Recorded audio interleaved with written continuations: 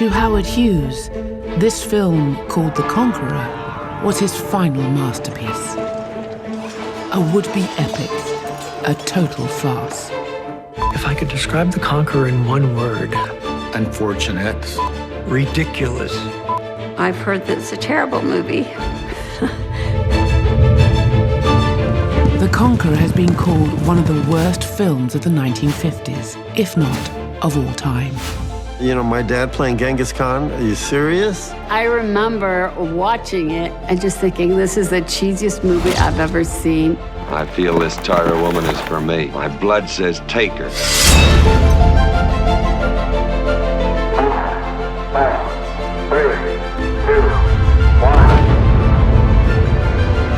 The Harry test deposited more radioactive fallout over areas of the United States than any other test.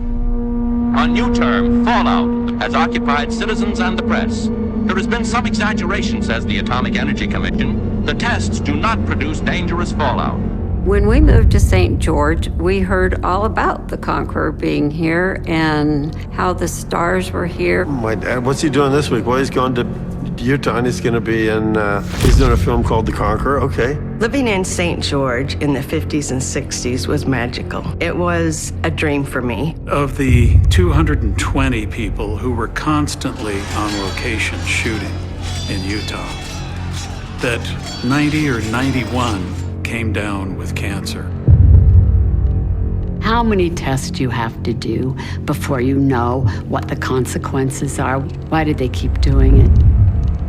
The area where The Conqueror was shot contains some of the most radioactive land areas in the world. They actually brought tons of that radioactive soil back to RKO, spread it on the floor of the studios, and they were exposed to it. He had lost so much weight, he actually wore a complete other suit of clothes underneath it. I think this is probably the first time I've ever really discussed at any length and depth about what my mother experienced. I mean, her brain cancer was horrific. It was absolutely horrific.